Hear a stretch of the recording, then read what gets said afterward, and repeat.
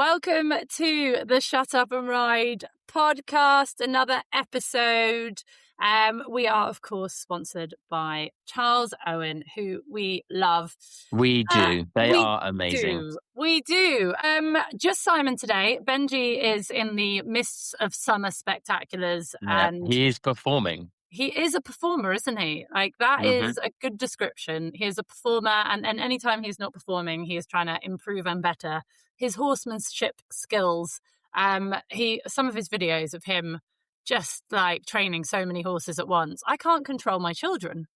And he can control how many horses at once while standing on them.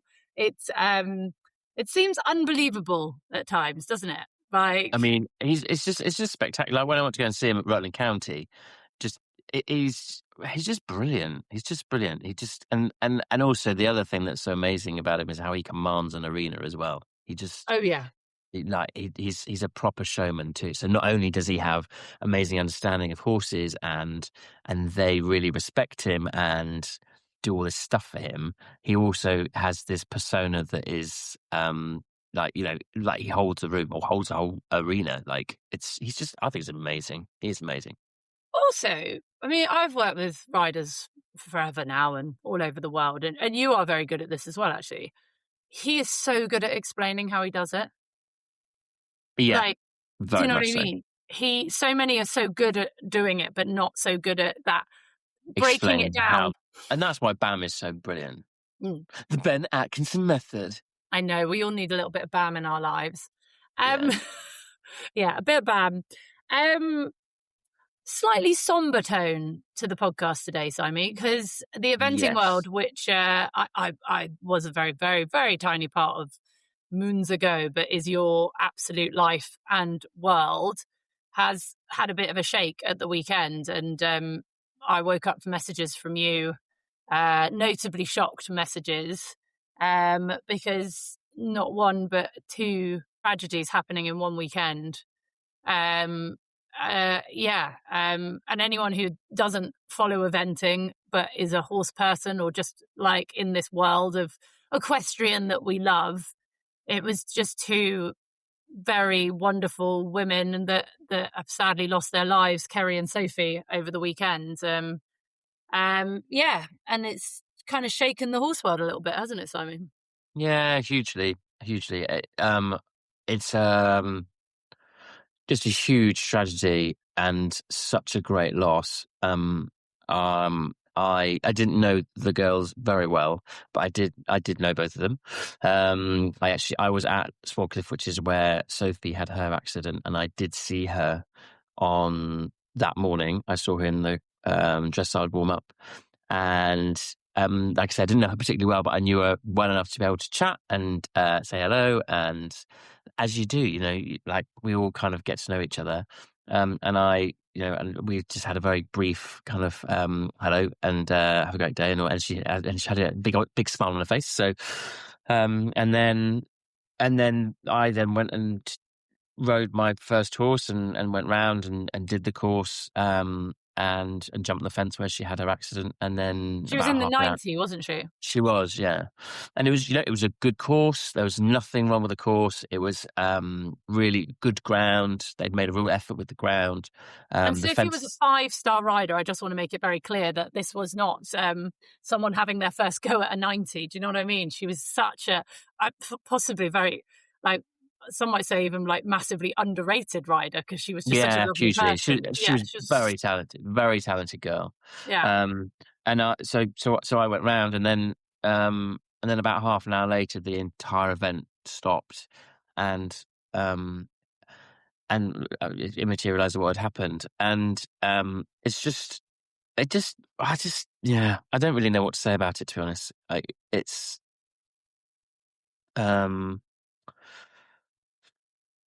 I find myself a bit lost for words with it. It's just so awful because she had a young family, her husband, her family, her mum and dad. It's just awful for them.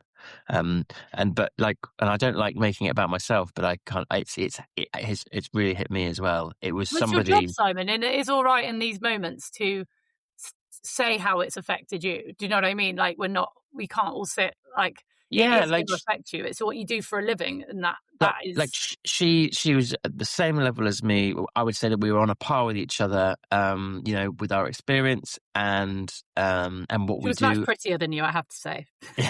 Yeah, definitely.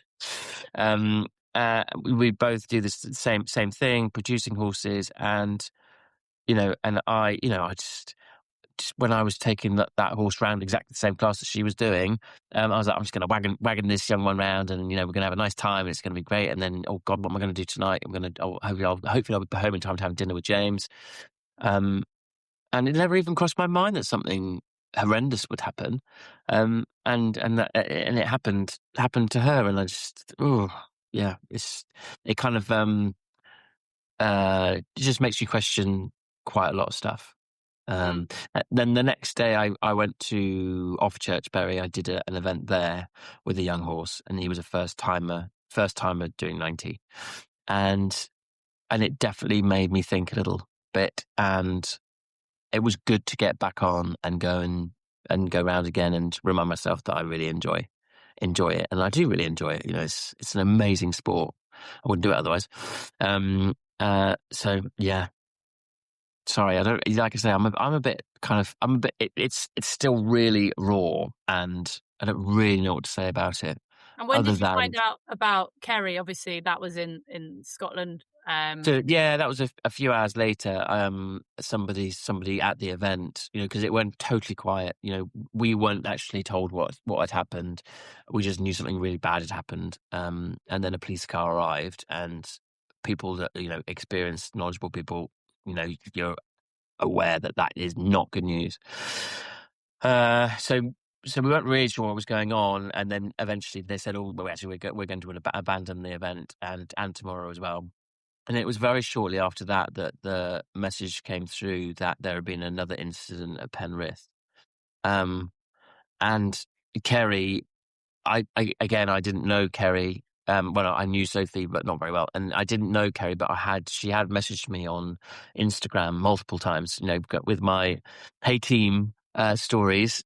She was quite active in responding to those in a really lovely way. She was always really positive, congratulatory when things had gone well, and encouraging, and wishing me good luck. And we had a couple of discussions about her own riding. And the last chat we had, she was saying that her show jumping confidence had really increased due to her really fabulous, amazing horse. And she was saying what a great time she was having. So she was clearly a really lovely lady. I don't know the ins and outs of what happened at Penrith or what happened to her, but I know that it was a fatal accident, and God, it's just terrible. It's just terrible, and it's just criminal that these clearly lovely women with their lovely young families.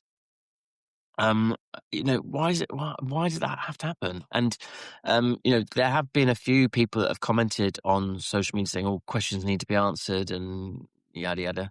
I'm not sure that they do. I think they're just really unfortunate accidents. I don't know. What do you think, Jenny? um, it's so hard because Sophie. So every year, my friendship group get together in January, as you know, and we go on a big weekend in the countryside, and every year Giles comes along. I've met him through my friends Matt and Kate, and so I've got to know Giles really, really well. And then this year, Sophie, Giles's wife, did make it, and I'm not very good at meeting new people, especially on this weekend, because I'm with my friends. I'm a lot. I drink too much, and I can be my loud, obnoxious friend's self with my friends. And my friend Kat was sneaking out for a cigarette. And I have to say, on this shoot weekend, I do indulge a little bit. And as I was running out because she's like, "Oh, I'm just sneaking out." And I was like, whatever, I'm not going to let her do that. No peace and quiet for her in my head. I was like, I'm going to go and catch up. And I also wanted to make sure she was all right. So as I was legging it out the door, Giles stopped me and went, "Jenny, I finally want you to meet Sophie." And I looked Sophie straight in the eye and went, "Sorry, I just need to go and fuck up someone's quiet time. I'll be back." And that was the first thing I ever said to her. And I ran out. And what I should have said is, "I'm just going to go make sure my friend's all right." But because I have no filter, that's what I said to her. First thing I ever said to her. And then after I went and saw that Kat was okay, I was like, oh God, she's going to hate me. She's going to think I'm a right twat. Turns out she didn't. She thought it was hilarious. And we had a great night, and she fitted into a group of rowdy asses amazingly. And then the next day we had breakfast together. Then obviously I haven't seen her since January, or Giles. And obviously chatted about the fact she's got kids a bit younger than mine. But when you sent a message saying an incident had happened, obviously I'm behind on time. There was no bit of me that thought it would be someone I know. So I didn't really go down a rabbit hole of looking. Obviously, it's summer holidays for me. I'm trying to be off social media unless I need to be. So then my friend Matt messaged saying, guys, not sure if any of you have heard, and the devastating news and about Giles. And it's just, I cannot fathom having to go home and have that conversation with my children. But she's just such a great person and so lovely from the short time that I had with her. And I hope that in this podcast we can do justice to, I know it's so raw and so hideous and begs all those questions, doesn't it, of should we event and put ourselves at risk? But you can cross the road and get hit by a car. Do you know what I mean? Like, she did a job she absolutely loved, and I hope her children are inspired by that. And you've got to do something you love in this life. Otherwise, what's the point? Do you know what I mean? Like, what is the point if you're not going to enjoy it? And if that comes with a risk, I mean, I think base jumping might be taking it a bit far in the risk scenarios, personally. But it just breaks my heart, and for everyone involved.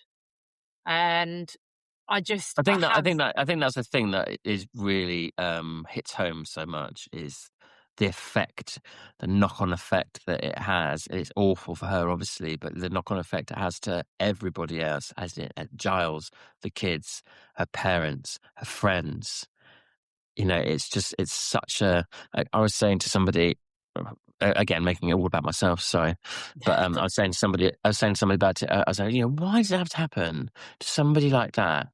She's got two dependents, like, as in the kids. Like, why couldn't it happen to somebody like me that, like, I've not got any children, I've got no dependents. You've got me. I depend on you. And then my friend, she was like, "You are a twat. Shut up! Like, for God's sake, that's nothing to do with it. It's just this is life, and that's how it goes. It's really shit sometimes." And I wanted to read out your very good friend, Izzy Taylor. Yeah, she wrote something really, really lovely. On I don't know if I'm going to get through it, but I'll try, because I thought she wrote. I thought she was very eloquent, and I didn't know if it would help people, because I think in these times I can't be very eloquent.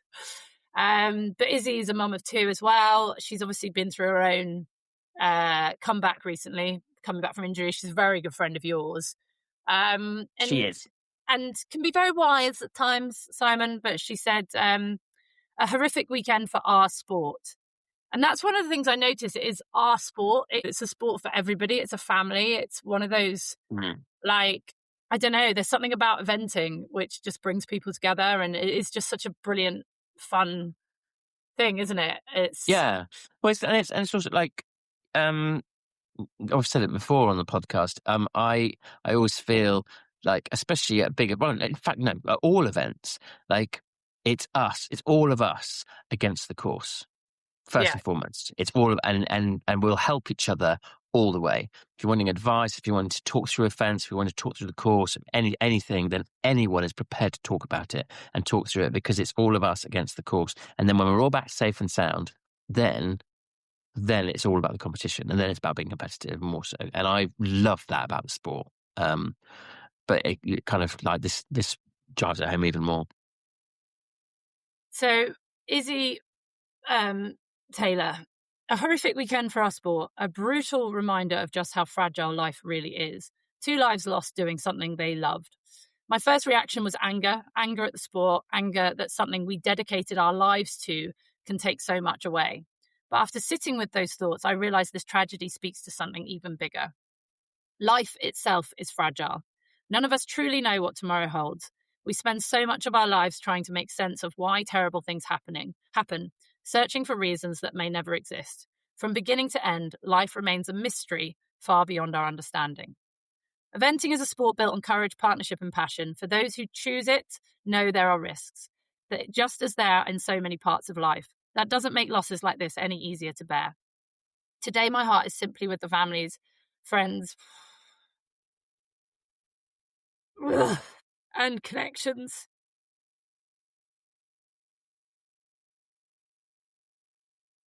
And everyone affected by these devastating tragedies. There are no words that can lessen your pain, but I'm so deeply sorry for your loss. Hold your loved ones a little tighter. Tell people what they mean to you. Life is precious, and none of us should ever take a single day for granted. Well done, Jenny. Sorry. And you are very special to me. And same. And that is that thing, isn't it? Like you've always said, like, let them know. And I think even if you didn't know the girls, you've been through tragedy yourselves or whatever, it's just such an important, I hope that can be something that comes out of this, that people just love a bit harder and a bit nicer. Yeah, no, totally. Oh, goodness. It is unfortunate there's something as dramatic and tragic as this happening makes us all go, oh, take a step back and think, oh, crikey, actually, no, I need to show that love a little bit more. I need to show that appreciation a little bit more. And being a bit more grateful, a bit more appreciative of stuff and what people do, or that kind of thing. It's just such a shame that has to happen. Something so tragic has to happen for us to think about that. But there is the I mean, you will know more about it than me, but the British Eventing Supoort Trust have put out, and we'll put all the details in the episode captions. If anyone is struggling, there's obviously Riders' Minds, especially if you're doing this for a living. Do you know what I mean? Like it can really shake you. And the British Eventing Support Trust does exactly the same thing. They have a helpline, so give them a ring if you're struggling or if you're at a loss as how to feel or how you are feeling. Then get in touch, get on the phone and talk to them. Yeah, and like I say, I will put all the details of that. Kind of scroll down from the where you press play on the episode, and it will all be there. And I didn't know Kerry at all, but like you say, she was quite active on the social media. And I mean, the woman must have had the biggest heart in the world because she messaged, she was a fan of the podcast, which is just amazing. I still get shocked that people voluntarily listen to us on a daily basis. But anyone who enjoys this podcast is one of us, has our sense of humor and obviously loves their horse and just wants to be part of this silly ride and enjoy it. But she especially loved the pub pod. Yes, and the Amberley Snyder pod. She sent messages saying how inspiring Amberley was. But anyone who's a fan of the podcast and listens to the podcast has known that I've had a rant on here about my own hormonal issues and body confidence issues. And I actually, ironically logged on here today going, God, I look old, Simon, I need a facelift. And she sent, the longest of messages many times to the Shut Up and Ride podcast Instagram, basically saying about how much our bodies change and exercising is an investment, not punishment, and how we should grow our bodies strong to help us in the future. And as she says, our top challenge as women is to be more than how we appear. We need to stop judging our worth, our outer appearance, because really it's just a shell. And she said to me, no one ever remembers what you look like in 10 years' time. They remember how funny you are or how you made them feel. Start by loving yourself truly and deeply, because you are really awesome human, Jenny. And the least interesting thing about you is the size of your jeans. And I feel like if that message from Kerry can be passed on to everybody, she said also, nothing about starving yourself will ever make you feel good and make any sense. I think we often think we will be happy with our bodies when we lose a stone, we get facelift or Botox, and we always change the goalposts. Ultimately, our bodies change and grow with age. The more respect we show our bodies and the more we can be grateful to them, the better our bodies will be. Just, I hope by just sharing this message, just like it really does show, doesn't it? Like me getting a facelift or losing a stone really is not important. It's about Yeah. enjoying your life and being grateful that I'm here and I have 2 wonderful children and a wonderful husband and awesome dogs, and I get to breathe this wonderful air and have friends like you. I think that's what's so important. And I reading Kerry's messages today has just really given me a kick up the butt. So Kerry, thank you very much. And I hope that legacy lasts with a few people and hope that kicks home. I mean, that's such a lovely message, isn't it? Like Unbelievable. what she said. It's so lovely. And yeah. And so we need to, I think that's a great message to put out there. Yeah, what a lovely lady. I think both of them would want us to shut up and ride. Yeah, yes, definitely. Quite frankly. Yeah. And for you, and obviously this would be advice for people out there, and mentally you're quite strong sometimes on the outside, not so much on the inside, but have you got any advice for anyone who's feeling like this has shocked them and might be doubting their love for the sport, or next time they go out a cross country course, or like? I think the main thing that you need to do is be kind to yourself and give yourself time. And if you need time, make sure you do give yourself time. I got straight back out there the next day, and but I have had to have a bit of a conversation with myself about it. And I went show jumping today. I took 7 horses show jumping today, and again, I kind of, obviously 7 horses, that's quite intense. There's a lot to think about. There's a lot to do. But there was the odd moment where I was like, God, what happened at the weekend is pretty bad, and why are you doing this? And but I've had a really nice time with my horses today, and so spend time with your horses, and they're amazing, because it obviously, being involved with horses has created this awful tragedy, but also I find them so therapeutic and so wonderful to be around, and they really help. So be kind to yourself, take your time, spend time with the horses, spend time with your friends, spend time with your loved ones. Don't put too much pressure on yourself, basically. I think that's probably the best advice to give. And when it comes down to getting back on the horse and getting on and getting out competing, to remember how much you enjoy it and how much you love it, and look back to those times when it's gone really well, and remember why you enjoy it so much. I think that's Sorry, I'm waffling on, but I kind of Not at all. I don't um think you are waffling. but yeah, it's just exactly, that's it. Also, So I think that is my advice. don't be scared to go down a level, or Oh, to, absolutely. Yeah, just take your time. Like I say, I think the main thing is to be kind to yourself, and that's in every sense. And like you say, if that means going down a level, or even 2 or 3 levels, do it. yeah. You know. And there is no harm as well in saying you don't want to do it anymore. Do you know what I Yeah. mean? And just finding happiness in not competing or training or just hacking, or do you know what I mean? I think sometimes we buy these expensive horses and do all this stuff. And I just remember, like, I did love going cross country, but the dressage and the show jumping, goodness gracious, I could have done without it. And you feel like you're doing all this work. You've got to compete at the end of it, but you don't have to compete. It's not essential.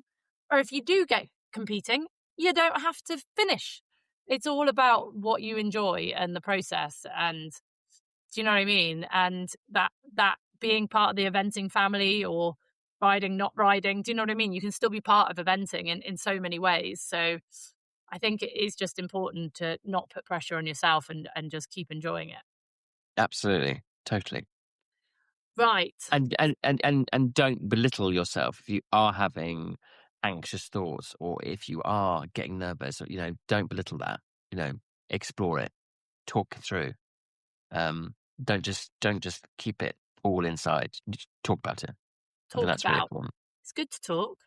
It is very good to talk. It's good to talk about that. It's good to talk about how your feelings are about this tragedy and about, grief. It's good to kind of get it all out there. And anyone who's struggling, do send us messages. We're always happy to, when we can, try as much as possible and reach out and reply and just share a bit of love, hug someone you love, and hopefully in time it will feel a bit easier. But obviously our thoughts are with the families and friends, and it is it's just monumentally shit.